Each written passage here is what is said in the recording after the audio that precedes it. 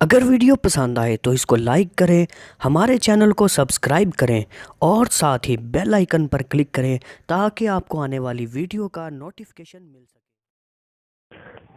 اللہ تعالیٰ نے زمین پر انسانوں کے لیے بے شمار نعمتیں عطا کی، جن میں بہت سی ضروریات زندگی، جن میں خوراک، پانی، پناہ گاہ اور خدا کی دیگر قدرتی تحفے شامل ہیں۔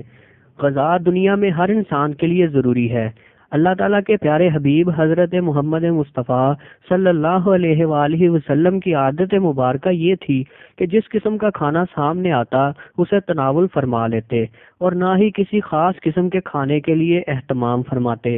ہمارے حضور نبی کریم صلی اللہ علیہ وآلہ وسلم ان غذاؤں کو ان کے ذائقے اور فوائد کی وجہ سے بہت پسند فرماتے تھے۔ کھجور اہل عرب عموماً خوراک کے طور پر استعمال کرتے تھے۔ حضور صلی اللہ علیہ وآلہ وسلم نے کھجور کی بڑی تعریف فرمائی، خصوصاً عجوا کھجور کی۔ حضور صلی اللہ علیہ وآلہ وسلم کو کھجور بہت زیادہ پسند تھی، اس کا بہت استعمال فرماتے تھے۔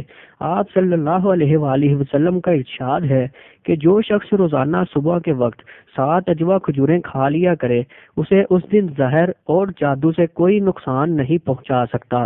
ایک اور جگہ ارشاد ہے، عجوا جنت کا پھل ہے، اس میں زہر سے شفا دینے کی تاثیر ہے۔ کھجور ایک مقوی غذا ہے، سب پھلوں میں سے زیادہ توانائی بخش ہے۔ جسم انسانی کو جس قدر حیاتین کی ضرورت ہوتی ہے اسی قدر کھجور میں ہے۔